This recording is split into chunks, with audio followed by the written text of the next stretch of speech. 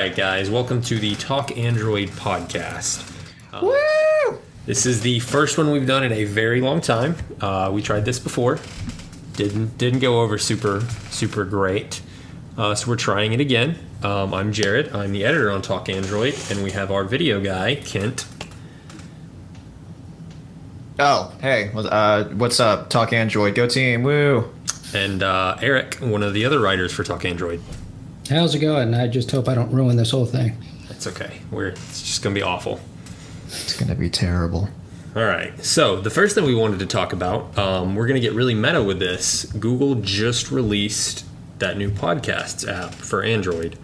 I've always thought that was kind of a weird thing that Android had no real podcast support. They half baked it into Google Play Music a few years ago, but that was never really a great experience. So now it's natively supported. So kind of wanted to ask you guys, do you guys listen to podcasts? Is a regular thing for either of you? Eric, do you want to answer first? I'm kind of off and on that, I guess. I sometimes I do. Sometimes I'll go a month without listening to one of them. It just kind of varies. Yeah, I listen to them actually semi-regularly. I mean, there's only two that I really follow. But yeah, I mean, I like me a good podcasty time. Yeah, I like the Super Mega. I told you about that not too long ago. Yeah. Yeah, the guy. Yeah, I like the Weekly Planet pod. Shout out to the Weekly Planet. That's my podcast of choice. Yeah. Basically, I like every podcast except for this one. Right.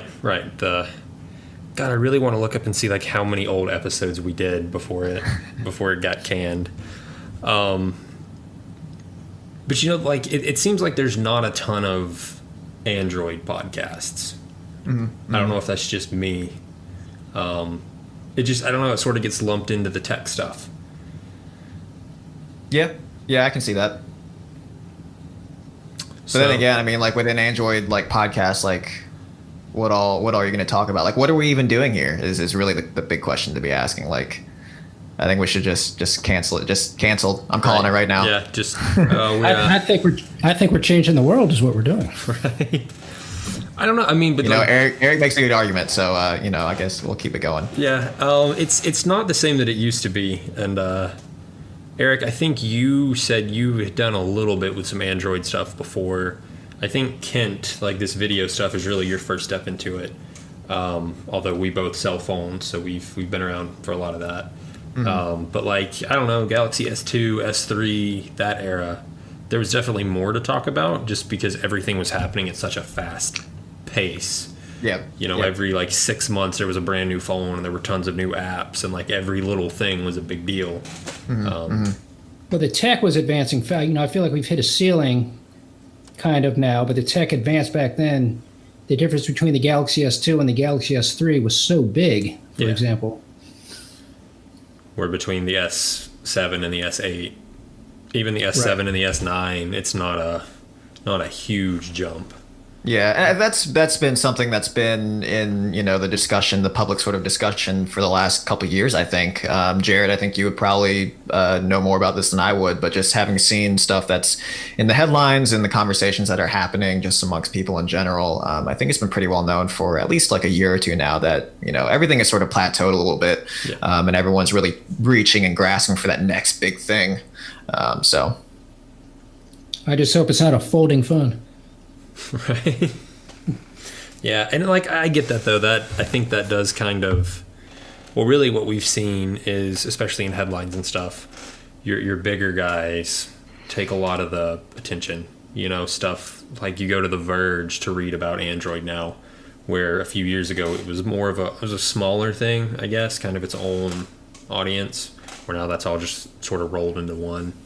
But even back then, I can't remember a lot of Android podcasts, Right. And, even I think the heyday of sort of the the phone centric sort of blogs, at least the way that they used to be set up has sort of come and gone. Sorry, Talk Android, but it's true though. Yeah, I mean Phone Arena, Phone Dog, Android Authority, things like that. I mean, they're still around obviously, but I don't think it's got that same sort of austere that it used to. And that's just the nature of how people, I think, consume content and sort of like where the industry has been trending. So, yeah, definitely. But back to the podcasts. Oh yeah, that's right. I feel like we keep jumping off of that. But maybe the reason why Android podcasts have never really done that well is because Google, up until like a week ago, has basically just completely ignored it. Outside of that, the Google Play Music integration, obviously, but that, didn't do super well. So, Kent, what do you use to listen to podcasts? Google Play Music. Okay, so you were one of the ones. That's actually the honest truth. So before I used a podcasting app, I couldn't even tell you which one it is because it's been so long since I've used it. And that was before podcasting had been integrated into Google Play Music. But once I saw that it had gotten integrated and the podcasts, like all three of them that I listened to, had started to show up there, then I moved over to that entirely. So, gotcha. What about you, Eric? What did you use? Google Play Music. Okay. Which is honestly all I really knew to use. Yeah.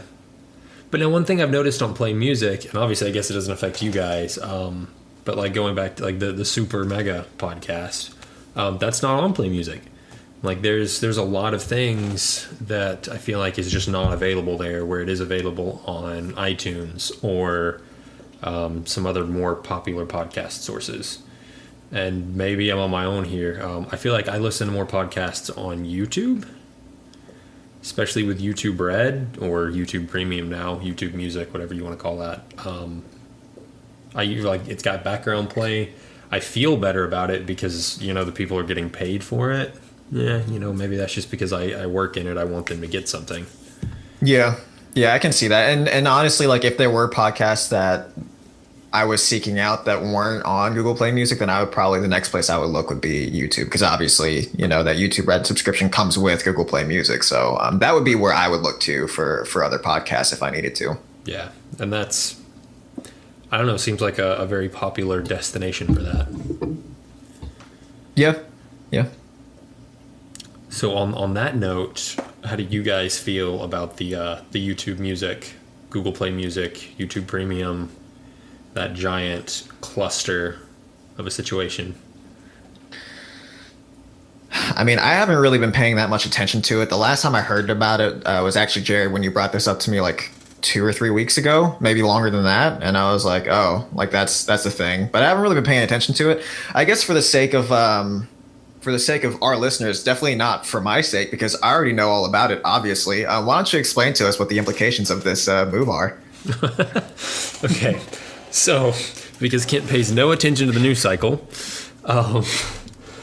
basically, we have Google Play Music, which you use. I'm really sad we can't get that Nicolas Cage pillow like on the podcast because we're doing audio only. That's such a disappointment. Oh no! All right, so for all of the listeners, I'm cuddling a Nicolas Cage pillow. I guess this means we don't have to pay him though, since he's not going to be seen. That's really disappointing because I think he's still in all that trouble with the IRS. Yeah, he could probably use the $3 or $4 that we have to offer him. The buying a castle and everything. Anyway, so we still have Google Play Music, which I really love. Kent obviously really likes. Eric, what do you use to listen to music? I listen to Apple Radio. I don't know if he's being serious right now. No, I'm kidding. I listen to Spotify. Okay, hey, I have an Apple Music subscription. There's some perks there too. I think Spotify, when we ran that poll not too long ago, Spotify was like by far the most popular. Mm-hmm. But anyway, we have Google Play Music, and that came with YouTube Red. YouTube Red is now YouTube Premium and is $2 more expensive, so it's $12 instead of $10. And then there's also a YouTube Music subscription, which is $10, and it is its own standalone music streaming service. Actually, this is where I get a little confused, because my understanding was YouTube Red is now gone and Correct. is YouTube Premium. Yes. And then you also have YouTube Music, which is a $10 its own thing. So we've got two things. Am I Right. correct? And then there's no more YouTube Red. Right. YouTube Red turned into YouTube Premium. If you just want the music, you pay Google $10 a month. If you want the music stuff plus ad-free YouTube, you pay the $12 a month. So it's so if you have YouTube Premium, you also get YouTube Music. Yes, correct. Now, if you have if you have Google Play Music subscription with like the old school YouTube Red, like the way that we have, do we get grandfathered in? Do people who already have that get grandfathered on that price, that $10? Yes. Yeah. So if you're paying, and like I have the original, like as soon as Google announced it, I'm paying $7.99. I get YouTube Premium for $7.99 a month. I'm still like locked into that. You dirty little guy, you. Yeah. I mean, I've never needed to cancel it. It's a fantastic service. I hate you. Well, you should have just got in on it earlier. Can I have $3, Jared? Can I have $3? I can probably PayPal you $3. Thanks, you're the best. You're welcome. So anyway, now that we have caught all of our listeners up on Google's very confusing music streaming situation, the biggest question everybody has now is, what does that mean for Google Play Music? You know, it's supposedly all the Google Play Music features are getting rolled into YouTube Music at some point in the future, but right now, any music you purchase from Google Play, you have to listen to it in Google Play Music. All of your uploaded music. I don't know if you ever use that feature. I do. Yeah, I used it for the first time like maybe a month ago. So yeah, it's just like an MP3 cloud locker. It's awesome. So that's not in YouTube Music. You can't do that yet. And I think there's a few other things, but those are really the two big ones. So I guess neither of you have really tested out YouTube Music yet. Not yet. I saw the notification that it was a thing, and then that's all I did with that. Yeah, That's about where I'm at too. You guys, you really got on it. You got to try this new stuff out. It's not good. I'm though. good. Personally, I hate it. It's so video focused, which I get. I mean, it's YouTube Music. Of course, there was going to be some video. Yeah. But like the center tab for it, I think it's called the Hot List, and it is just popular music videos, which sounds right. Well, it's like an MTV wannabe is what it is from the 80s. Really, that's exactly what it feels like. Which, if you're into that, I mean, that's really cool. I can see how people would like it. But when I hop over to watch the music videos, I don't really want to see Christina Aguilera. That's just not my kind of music. Agreed. I honestly don't want to see videos at all. I just want to listen. I mean, that too. I will say though, I mean, like one thing that really frustrated me about like the YouTube app, and I'm sure this is intentional, but like in the YouTube app, you could never rearrange playlists. So even if you had YouTube Red or YouTube Premium or Super Deluxe YouTube or whatever it's called now, even if you had that, like you couldn't, like sure you could lock the screen while you were playing your YouTube music playlist, but you couldn't rearrange the queue, which I really hated. But I'm sure that was an intentional thing just to keep Google Play Music and YouTube Red separate. So I like the idea of, I'm assuming you can do that in YouTube Music. I don't really know where I was going with this. It was just an observation. More or less, that's where it started. No, but like I get that. Eric's probably seen that using Spotify a lot. Playlists, I don't really get it because I don't make a whole lot of playlists. I'm the kind of guy that wants to turn on an album and just listen to like 11 songs straight through. But playlists are a huge deal for a lot of people, and yeah, that's.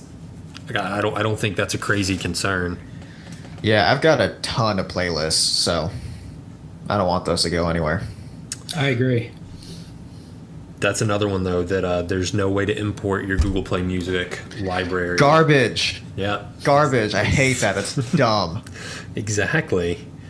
Okay, so I just pulled up YouTube Music, and it's got some stuff that's relevant to me. It's got like the rock hot list and the hard rock hot list, but right below that is new releases from like Ariana Grande and stuff that I don't really care about. Boo. Let me see though. I'm trying to check out those playlists. So here's another thing that I hate about it. I don't know. Do you guys watch a lot of YouTube? Yes. I do. I watch tons of YouTube. If by tons of YouTube you mean our own channel so that we can generate our own ad revenue. I mean, you're getting paid. That better mean. You're getting paid to watch YouTube. What's not to love? Do you watch a lot of music on YouTube though? Like, what kind of stuff are you into? Occasionally, I'll watch like music videos and stuff like that, but it's for like a few very specific things. Like if I'm really like hooked on a particular artist, or I mean, obviously, like I'm a film like cinema guy, so like if there's like a music video that is really just visually stunning that I just like I can't stop watching. But like those are pretty specific scenarios. I think I don't go to YouTube specifically for music videos, at least not anymore. Yeah. I can't remember the last time I watched anything music related on YouTube, to be perfectly honest. I think I'm probably in the middle there. Like if I'm really into a band at the moment or whatever, I'll go watch like some live shows. Yeah. I do that too. Yeah, like acoustic versions of some songs, and that's kind of cool. But most of my YouTube is usually like tech and video game stuff. There's no musical component to Linus Tech Tips or something. Right. But the problem with YouTube Music is it just dumps all that stuff together. So when you add a band that you like to your YouTube Music library, you now subscribe to them on YouTube. Yeah, I see that face. So it consolidates everything into one kind of mess that you don't really want. And if you use YouTube a lot for music, again, I can 100% see how that's just fantastic. But in my case, if I added, I have probably 6,000 songs in my, Google Play Music library. If I wanted to subscribe to all of those artists, man, my YouTube feed would turn into music. There would be no more tech or video games, period. Yeah. So that's big complaint. Yeah, this just seems like a mess. Like this seems like an attempt at like narrowing down the variety of the products that they have in this sector and just making a mess out of it. That's the Google way. Google, take notes. You need this, Google. Take some notes. It's gonna Google, I know you're listening. Hey Google. Hey. Is this compelling content? Hey Google. It doesn't matter if it's compelling as long as it's advertiser friendly. Google, I hate you. I'm just kidding. I don't hate you. How do you feel about them? How do I feel about what? How does Kent feel about Google? Oh. Google, I love you. I love you so much. Give me money. I love you, Google. I don't know how much longer I can keep up this bit. I am kind of worried though that it's going to turn into a Google Messages thing. That we have YouTube Music now, and then 2 years from now, there's going to be another music service, and Google's going to juggle like 4 or 5 music streaming services for no reason. Well, here's an aside from that, because I just thought of this and wasn't listening to a word you just said. I was just saying and nodding. This is a thought that I formulated while I was pretending to listen to you. So is there like a radio function in YouTube Music? I'm assuming there is. It's a pretty standard feature for music streaming apps nowadays. Yeah, like when you say radio, do you just mean like algorithm playlists or like music's like beats one kind of thing? Yeah, it's sort of like just a curated playlist based on a particular artist or song or album or whatever. Yeah, they're doing more of that. Like Spotify. So how does that function in YouTube Music? Like, is it pretty accurate or? I honestly haven't dug too much into it. It's a lot less. I just actually played a song. It's. I'm gonna say less like based on an artist.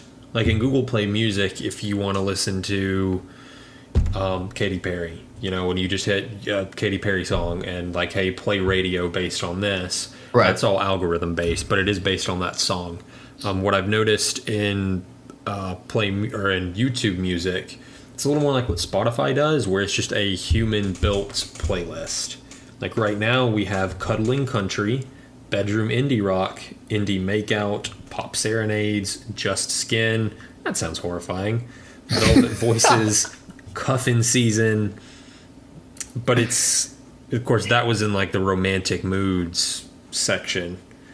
So it's it's less based on artists, I feel like, and more based on specific scenarios or feelings. But are these, so did we confirm that these are user curated and not algorithm curated? Yeah, as far as I know, yes, there's a person somewhere making these. Okay. Okay. So here's my preface for asking this question. One of my biggest complaints with Google Play Music has always been that the radio algorithms and the shuffle algorithms have been garbage. I hate them. The radio algorithms in particular just seem so upside down broken. Like I'll play like a synthwave radio station and I'll just get like trap and dubstep mixed in there, like because like these artists are on like the same record labal. Like it'll generate. Totally honest with you, I don't know what the difference between those three would be, and maybe that's why Google can't get it right. But like with Pandora, like when I used that back in the day, maybe it's gotten worse. But when I used that back in the day, like the radio algorithms seem pretty spot on. And with Google Play Music, it's just I think I've said this to you before, Jared, but it's like. It's like discovering new music in the most frustrating way possible. And YouTube's mixes, like whenever you go to YouTube and you play, like if you search for a song and then it'll show you like a YouTube playlist based on that song, like those usually seem pretty spot on. So I never understood where the disconnect was between YouTube's like auto-generated mixes and like the stuff that you would get on Google Play Music. That's what always really confused me. So I was hoping that with YouTube Music that we would see a better integration or like a better radio algorithm. But if it's all user curated, then I guess my concerns are not going to be addressed. I think there's both, because like there's a your mixtape. It's endless personalized music is how it's described. Mm-hmm. I'm trying to look through and see. Okay, see, now this gets into why I hate mixing the two. This is pretty bad, though. So when I do my mixtape, the very first song is a Marilyn Manson song, followed by a song off of the Last of Us soundtrack. We've got a brand new Breaking Benjamin song after that, and then another Marilyn Manson song at number 4. And you hate all of those. You've told me that before. Right. So I don't know where that's awful. Why is it doing that to you? Ignoring that, listeners, I'm kidding. Jared loves all of those. I'm looking at all the Marilyn Manson posters he has on his wall right now. I like those, but in different settings. Like following, yeah. I don't want to listen to Marilyn Manson and then an acoustic The Last of Us song. And then if we go down to song number 6, it's actually Smells Like Teen Spirit in 20 styles. So that's just a random YouTube video of somebody playing Smells Like Teen Spirit in different ways, which is really cool. I would like to listen to that, but not in the middle of my hard rock playlist. Yep, I can agree with that wholeheartedly. Do you see anything in there like a vlog update from a band or something getting mixed in there? Because that would be funny. Have you ever seen that like opera video thing of Shia LaBeouf? Yeah. That's like 11 right now. That's on that playlist. Brilliant. And it's got an Eminem song thrown in here, and I honestly know how that got thrown in. There's like no rap in my library. All right, good. So there's a lot of Marilyn Manson in YouTube here. Music. Jeez. Okay, so it's not good. It's really, really not good. But now I'm gonna back up a little bit and say that I know you hate Google Play Music's algorithms, but I love it. Like, it's the best for me. I like it more than Spotify's human curated things. It normally recommends stuff that I really, really like. That's awful. I'm a bigger fan of robots than people. How has your music experience been, Eric? My music experience has been just great. But unlike you guys, I just pretty much pick an album and, like you said, just listen to the whole thing through. I don't let robots or people try to pick my music for me. So you don't ever use those like playlists on Spotify? Rarely. So how do you normally find new music, though? Good question. Probably probably listening to the radio, and then something catches, and then I'll start listening to that on Spotify. Like literally, that's how I do it. That's how backwards I am. It's so old school. Yeah, it's a good mix of old school and new school. Yeah. Because I hate the radio. Oh, me too. Oh, you can't hate the radio. Come on. It's not the radio, it's the commercials. For me, it's the content, because I'm a hipster. Yeah. There's not enough synthwave stations in Florida for Kent. That's what I was gonna say. I named synthwave. That's too hipster, or is it too mainstream now? I don't know. It's getting pretty popular. Dubstep was popular a few years ago, wasn't it? In the golden summer of dubstep, which is 2012. Was it? That sounds right, because it's like right after I graduated. Yeah, that's when I was a DJ along with everybody else on the planet. Right.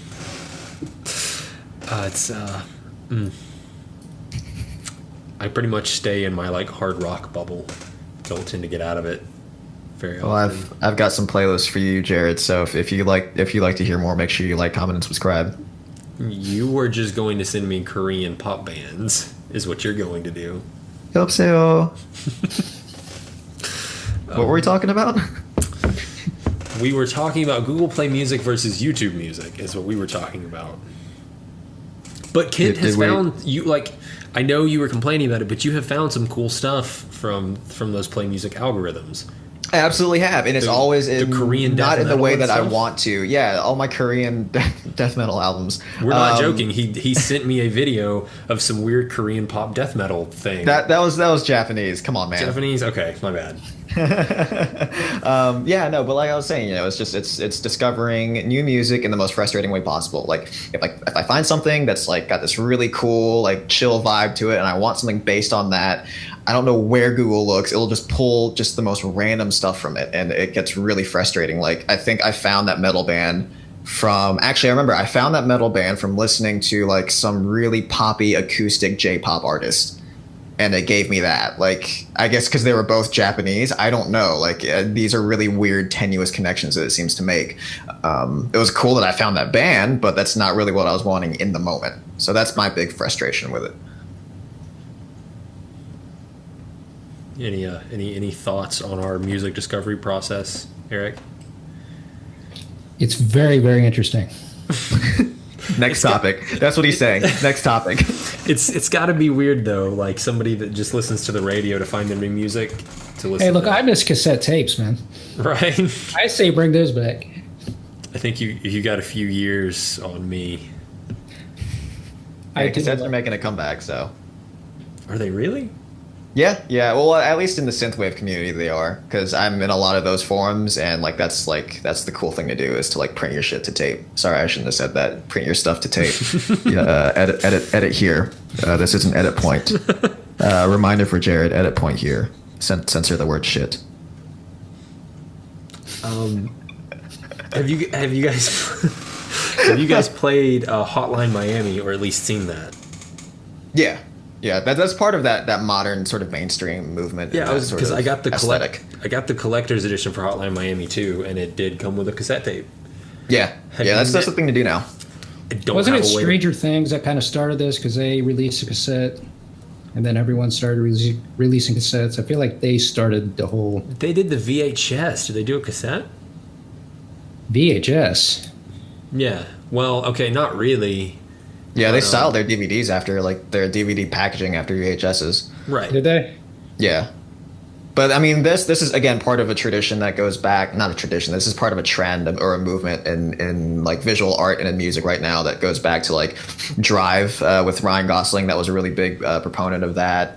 The Guest, Stranger Things, obviously, Kung Fury. These are all things that sort of feed into this aesthetic. If you guys like to know more, make sure you like, comment, subscribe to my channel, youtube.com/CyberDimeFury. Go follow my SoundCloud. Links in the description below. He does make some really cool music. He can do that. You really should check it out. Mediocre. It's distinctly mediocre. I like it. It's pretty good. Thank you, Jared. But I love you. Hotline Miami, it came out a few years before Stranger Things, so I guess that probably happened before a lot of this like Stranger Things, more mainstream stuff. But it's set in the 80s, so I'm thinking that's probably that ties into that a lot.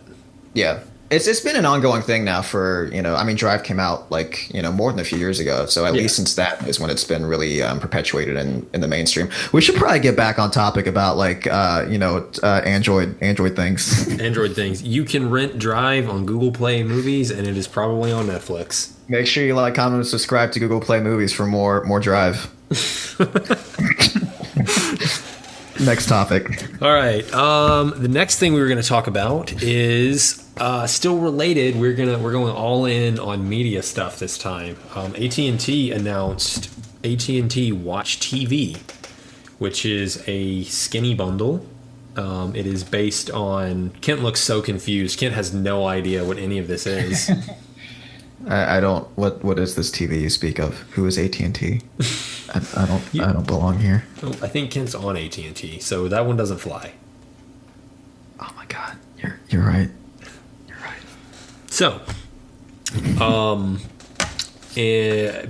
AT&T purchased Time Warner, not the internet company, because that's a separate company, and Spectrum bought them. Lots of confusion there, but Time Warner, like the media company. Right. AT&T purchased them. And that is going to allow them to sell some media content cheaper, specifically through AT&T. That gives them, I think, CNN and HBO are the two big parts of Time Warner, but there's some other like smaller channels. So anyway, Watch TV, it's called Watch TV. Actually, to me, that is a worse naming convention than Google's Play Movies, Play Music, all of that. They're just competing with each other. But it's got like 15 channels or so. It's really skinny. There's no sports. There's not a lot of fluff, but it's cheaper. It's free if you have AT&T's new unlimited data plans. Of course. Yeah, Surprise. And it's $15 if you don't. So it's, very competitive with stuff like Sling TV. I don't know how much we're really going to be able to talk about this because I don't know how much TV you guys usually watch. I have Directv Now, which is just the fat version of AT&T Watch TV. That's what it sounds like. Especially like their introductory pricing for Directv Now, for a while it was like $35, and then they give you like some sort of promo, like $20 off or something like that. Or that's what they did for me when I signed up.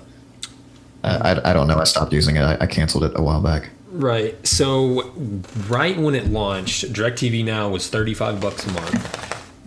I think the initial launch promo they did, they would give you the third package, which was normally $60, but you could keep it for $35. So yeah, like $25 off. I think not long after that is when they did the promo where if you had AT&T's unlimited plan, they would give you $25 off any package. So I have that $35 package, but I'm only paying $10 a month for it. So for that, I'm not going to cancel it because it also includes free HBO and logins for stuff like Paramount and Spike and Comedy Central. So I really use it for logins for other apps. But the new one, it's because now AT&T only does $15 off. They don't do the full 25, so it's still a little bit more expensive. So this is even cheaper than that, though. It's free. And really, that gets into a lot of the net neutrality thing because it's all 0 rated on AT&T's network. Welcome to the party. Yeah. Aren't they forcing you to buy their unlimited plan to get any of this? No. If you want it for free, then yeah, you have to get the unlimited plan. Right. But it is a standalone deal where you can just pay $15 a month to get it later on. I'm going to take a shot in the dark here and assume that on that note that Eric just brought up, if you don't have the unlimited plan and you are paying $15 a month for it and you are streaming that stuff on your mobile data, it's not going to count against your data allowance. Am I correct in assuming that? Correct. Bingo. Yeah, but is it at 720 or 480? What are they streaming at if they're not charging you? Kent, do you know where AT&T is currently at on that? Like I know my assumption is 480, but I'm not 100% on that. Well, they have the data saver thing, but you can turn that off. I don't know. Yeah, that's a good point. Isn't that what T-Mobile did with their, what was it called, Binge? Binge on. They were streaming that for 480. But then you could manually opt out of it or something. That sounds right. I feel my my hope is that there's like an AT&T executive who's listening to our world famous podcast right now, screaming the answer at us in frustration. We're gonna get a very sternly worded email from AT&T when this is all over with. They're gonna pull our sponsorship, Jared. Right. Our multi-billion-dollar sponsorship. So how do you guys feel about not even AT&T specifically? I know AT&T does it with Directv Now. They're doing it with Watch TV. They've been giving away HBO, but like Sprint gives away Hulu, T-Mobile gives away Netflix, Verizon gives away Go90, which is easily just the hottest of the four. How do you guys feel about the net neutrality skirting free TV content with your wireless provider? I don't know. I think it's always irked me, but it's one of those things that's sort of like it's just a fact of life now. It's just how it sort of goes. Like I personally don't use it, but I see the ethical flaws in it, and I'm a lowly pleb, so there's nothing I can do about it. But it does irk me. Ever since I remember as far back as like the T-Mobile, binge on thing, when they initially launched that a while back, there was some murmurs amongst people that it was sort of, contradicting net neutrality. And I wholeheartedly agree with that. Jared, I know it can be tough for you since you have a Go90 tattoo on your bicep. Right on the chest. I love it. So you want it to stick around for as long as it can. And I fully understand that. I think Go90 got canceled. Did it? I think it did. What? But our matching tattoos. I really regret getting that tattoo. It's okay. You'll always be a beautiful baby boy. And at least we'll match. What was this about again? Net neutrality. Right. Yeah, I mean that's my 2 cents. That it's always irked me, but I don't feel like there's much that can be done about it, at least for now. And I think it's going to keep getting perpetuated because it's stuck around for as long as it has. Net neutrality isn't making any advances, and in fact, it's going backwards as we're all aware. So I only see the problem getting worse from here. I agree. Really hitting all the bases there. Next topic. You see what I'm doing? I'm letting you guys do all the work, and then I'll come in and I'll just, validate our opinions. We're in the Talk Android bubble. I did used to write so many. I didn't like go out of my way to do it, but anytime the binge on stuff came up, I remember just always specifically slamming T-Mobile for the net neutrality violations, even though like John Laguerre, I guess that's how you pronounce his last name, T-Mobile CEO, like he got on Twitter. He's a really loud dude, which I respect. He speaks his mind, and that's really rare for a CEO, so that's very cool of him. But like right after it came out, he got on Twitter and he was like, the Electronic Frontier Foundation, the guys that are super pro net neutrality, he was like insulting them and just saying, it's not a violation of net neutrality, even though it very specifically was. That really bothered me. Be careful, we're going to lose our T-Mobile sponsorship, Jared. I seriously doubt we could even get T-Mobile and AT&T to sponsor the same podcast for very long. So just even if we get one episode out of it, it's fine. They hate each other too much. Hey, John Laguerre and who's AT&T CEO? Franklin AT&T. I think his name's Randy. You guys should sponsor us. YouTube.com/TalkAndroid. I do hate it though, but I love it. Like, I get the perks, man. I have an unlimited data plan, so the 0 rating I don't care about. But AT&T gives me free HBO and $10 DirecTV. I can't hate that. It's a really good deal. It's fantastic. I'm of the idea that you probably watch more TV than I do in that regard, because like I don't care about it simply because I don't watch TV. That's not the way that I have consumed media in a very long time. When I had DirecTV Now, I'm going to be honest with you. It wasn't really, to me, it wasn't Directv Now. It was Bar Rescue whenever I wanted. That's pretty much all I used it for, is to watch You Bar say Rescue. that like that's not worth $10 a month. But honestly, that's all I used it for. And I don't watch a lot of TV. I tried to justify having it for the longest time, and I just couldn't hang on to it. So as a matter of taste, I don't really care. And with this new service that AT&T is launching, that does not pique my interest at all. That's what cable companies are really scared of, I think, is Millennials like me. right. But Fun fact for the listeners, I'm only 16. yeah, that would make this super illegal, I think. Eric is only 18. 18 with his cassette tapes. 17. I'll be 18 soon. It's almost 18 listening to cassette tapes. Have either of you bought a car ever that had a cassette player? No. No, I have not. No. Just letting the best part of life pass you by. No, but you know what? My new one has Bluetooth. My old car, I hated it because I always had to manually set up the Bluetooth on it when I turned it on. My new one just automatically does it, and songs start playing. It's the best. You got that car with all that money you're saving with your grandfather YouTube or Google Play Music pricing, right? I've got the grandfather Google Play Music. I've got the grandfather Directv Now. When I get a good deal, man, I hang on to it. That's the car payment right there. Yeah. All $6 a month. Right. It's a really small car.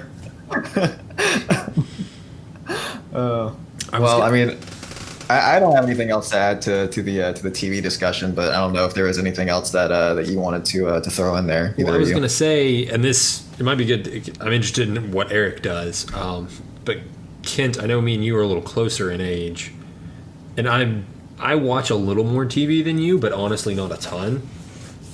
My girlfriend watches a lot, but when I'm on my own, I don't tend to turn on Directv Now and just watch stuff. It's usually video games, it's YouTube. I watch some Netflix. Obviously we do the writing thing. I've got a lot of computer stuff that I'm into. I play guitar. I feel like I've got a lot more alternative hobbies. And I kind of feel like you're the same way. I feel like a lot of people our age just aren't watching as much TV. It's not so much that they're killing the cable packages. They are literally just not watching as much television. Too much other stuff to do.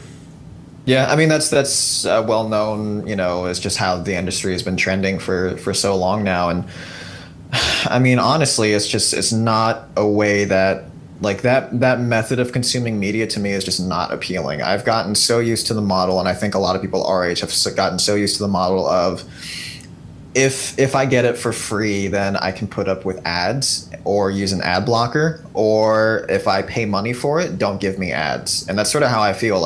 Bingo. When I paid money for Directv Now and I used my Directv Now login to watch movies on FX, I would put on the movie and then every 30 minutes there'd be an ad, and I'm like, this is garbage. Why? I cannot justify in my brain paying $40 a month or $35 or $15 or whatever it is to still get ads. I know that there are people, all 4 people who are listening to this podcast are probably cringing at me right now. No, dude, I completely agree with you.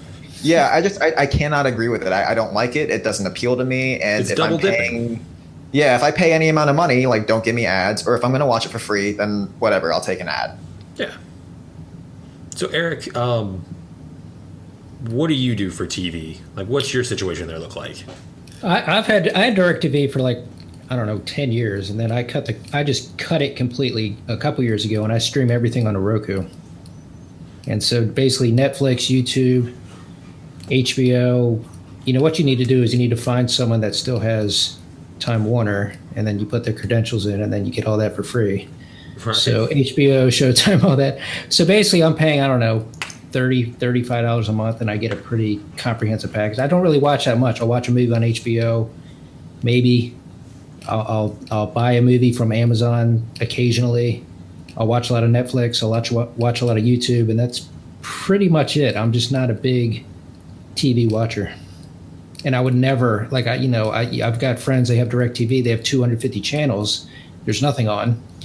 And I can never see myself going back to having a menu with all these channels, trying to find something when I can just, I don't know, download it. So a question on that though, do you have YouTube Premium? What's that? YouTube Premium or like YouTube Red? Do you have I'm that? on YouTube. I'm on YouTube Red. And the only reason I'm on YouTube Red is because I want to watch Cobra Kai, which rocked. Oh, And yeah, it's then got those exclusives. when you don't get ads anymore, then it's like, how can you go back to getting ads? So That's exactly how I felt about that. Red. So how many hours a week do you think you watch TV? 2 or 3 Really? or 4. And that's at like the most. including YouTube and everything? That does not include YouTube. That's beside YouTube. Add another couple hours with YouTube. Man, it's like an hour a day. About an hour a day, yeah. Oh man, like I feel like I watch more than that. Yeah, if you like, for me, accounting for like streaming time, like YouTube and Netflix and stuff, mostly YouTube, honestly, like I couldn't even tell you. It's multiple hours a day. Whenever I have downtime, I'm usually watching something, or I might not even be watching it. Like I like a lot of the Game Grumps compilations. A lot of those, like I can just like listen to those, and they're still funny to me. Right. So like usually I'll have something like that going. As far as like what percentage of that is made up of actual genuine like TV, like No, I'm just include all of it. less than man. 1%. Yeah. For all of it, it's multiple hours easily, but actual TV, it's 0. I watch more TV on accident than I do on purpose. Right. Yeah, you get it at work in the break room, and it's Yeah. SpongeBob or something. Yeah, that or like at a restaurant or something, it's usually up in the corner. And it's I'm whatever. not gonna lie though, the one thing that I miss the most about having, of course, I could probably find it on Directv Now. The best thing ever is when you're really drunk at like 3 a.m. and FX or something, they just play Cops all night. It's just Cops reruns. So you just watch Cops for 6 hours and you're drunk. There is, I guess, there's sort of a charm to that. Yeah. But I don't know. That's surprising because I know Eric's a little bit older than us. Eric, I would assume you would watch more hours per week of all of it. Just, I guess, from my interaction with a lot of people that are a little bit older than me. So that's actually kind of surprising. Yeah, I don't know. I mean, I used to, but I don't know. I like everything to be on demand, so to speak. I don't want to just start surfing through channels. If I want to watch something, I want to be able to just go Even online or with the go on on-demand stuff, it's surprising that you're down to like an hour a day. I guess is really the point. Unless I watch a movie, then that'll be what, 2?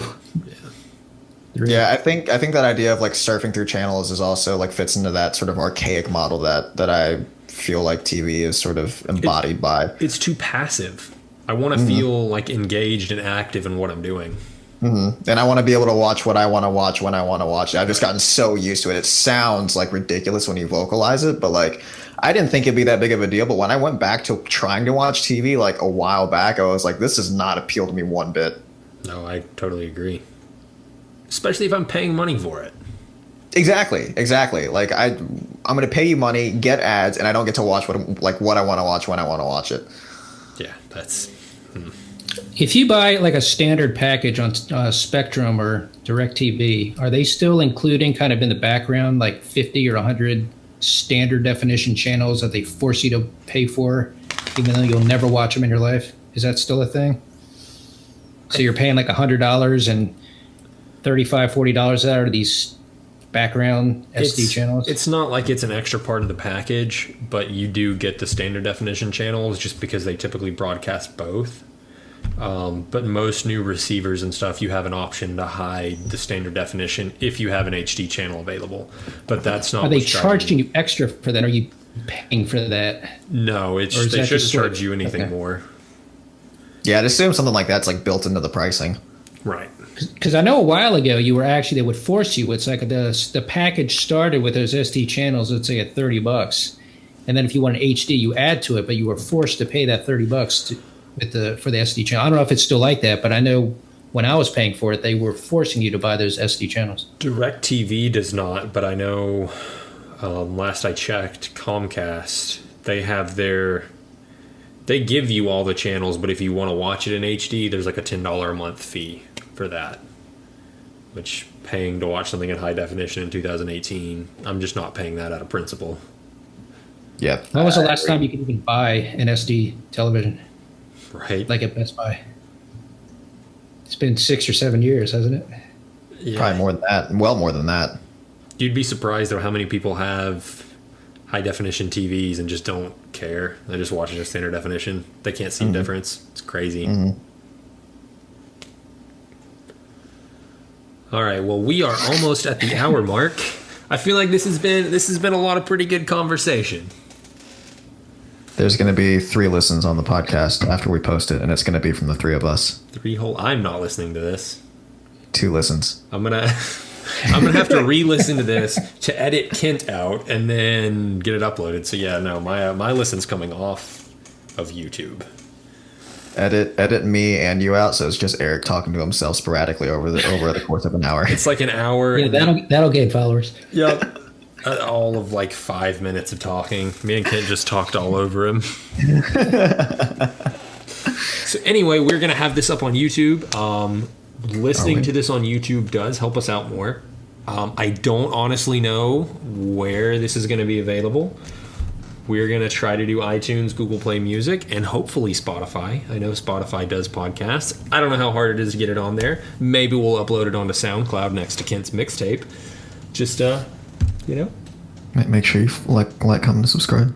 Follow me on SoundCloud. Yep. Just follow Kent on everything. Follow us on everything. SoundCloud.com/KDog9000. Don't do that. I don't know who that belongs to. I was doing a bit. Don't do that.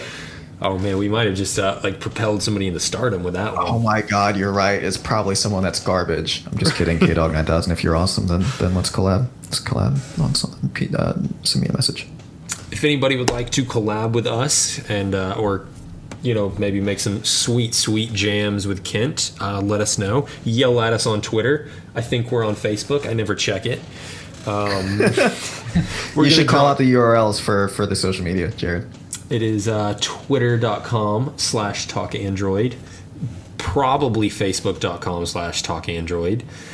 It is definitely youtube.com/talkandroid, and after this it'll be soundcloud.com/talkandroid. It's just /talkandroid across the board. Yeah, that's pretty easy. We'll drop links in the description though, don't worry. Oh yeah, drop those links. Drop those hot We're links. gonna drop the links hard. Hot sausage links. Not those. We should probably wrap this up. We're gonna wrap this up. Thank you guys for listening. We're gonna get out of here. Love you guys. Bye. You're so pretty. It's been awesome. I've been very entertained.